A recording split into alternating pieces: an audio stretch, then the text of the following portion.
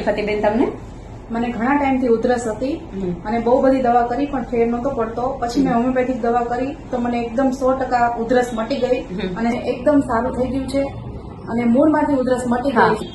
અત્યારે કોઈ તકલીફ ખરી તમને ઉધરસ રિલેટેડ? કોઈ તકલીફ નથી, સાવ સારું છે. અને નાની મોટી શરદી ઉધરસ કોઈ પણ તકલીફ હોય તો હું હોમિયોપેથિક દવા જ લઉં છું. મેઘાબેન મારા ફેમિલી ડોક્ટર છે.